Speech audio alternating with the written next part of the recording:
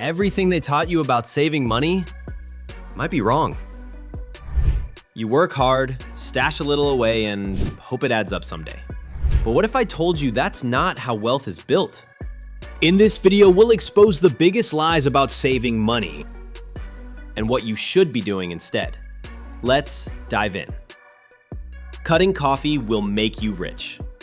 You've probably been told that skipping your daily coffee can lead to financial freedom. Financial gurus love to point at your $5 latte as the reason you are not wealthy. But here's the truth. Your coffee is not the problem. The idea that eliminating small pleasures will somehow turn you into a millionaire is misleading. What really matters is the big picture, your income, your spending habits, and your ability to invest wisely. Cutting small joys like coffee might save you a few $100s a year, but it will never build real wealth. Instead of stressing over every cup, focus on increasing your income, learning new skills, and investing your money in things that grow. Wealth is not built on denial. It is built on smart choices, strategic thinking, and bold action. The coffee myth is just noise. Do not let it distract you from your real goals. A savings account will grow your wealth. Many people believe that parking their money in a savings account is a smart financial move. Banks promote this idea with catchy slogans about safety and growth. But the reality is different. Most savings accounts offer interest rates so low they barely keep up with inflation. So while your balance might slowly increase, the actual purchasing power of your money decreases over time. Saving is important, but saving alone is not enough. Your money needs to work for you. That means investing it in assets that appreciate, like stocks, mutual funds, or even your own skills. A savings account should be used for short-term goals or emergencies, not for building wealth. If you rely on it as your main strategy, you are slowly losing ground while thinking you are playing it safe. Real wealth requires taking your money out of idle mode and putting it to work.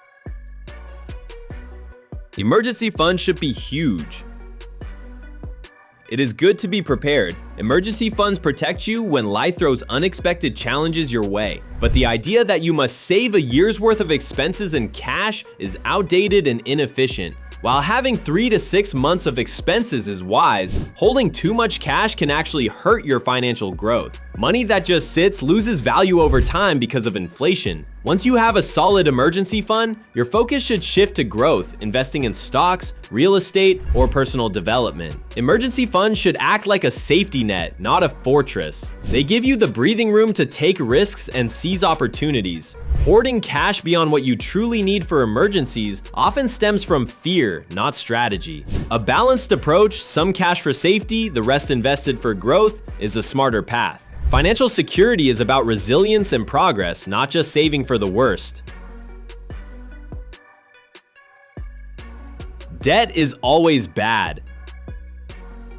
We are often taught to fear debt. Phrases like debt is slavery or avoid debt at all costs are drilled into us from a young age. But this blanket belief is misleading. Not all debt is harmful. In fact, strategic debt can be a powerful tool for building wealth. There is a big difference between bad debt, like high-interest credit cards used for shopping, and good debt, like a mortgage or a business loan that helps you grow assets. Wealthy people often use debt to their advantage, borrowing at low interest rates to invest in income-generating ventures. The key is knowing the difference and managing it wisely. Being completely debt-free may feel good, but it is not always the smartest path. Sometimes, borrowing can create leverage, allowing you to earn more than you pay in interest. It is not about avoiding debt, it is about using it with purpose and control.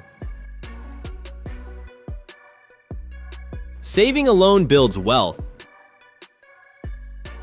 Saving money is often praised as the golden rule of personal finance, and while saving is a crucial first step, it is not the full story. Simply putting money aside without a plan to grow it will never lead to true financial freedom. Inflation chips away at your savings every year, and interest rates on regular accounts cannot keep up. To build real wealth, you must go beyond saving. You need to invest. Whether it is in the stock market, index funds, a side business, or real estate, your money must be actively growing. Saving creates stability, but investing creates opportunity. Many people get stuck in saver's mindset, afraid to take the next step. But if your money is not working for you, you are missing the most powerful tool for wealth creation. Do not just save, build. The path to freedom is not paved with pennies saved, but with smart decisions and consistent growth. Budgeting solves everything.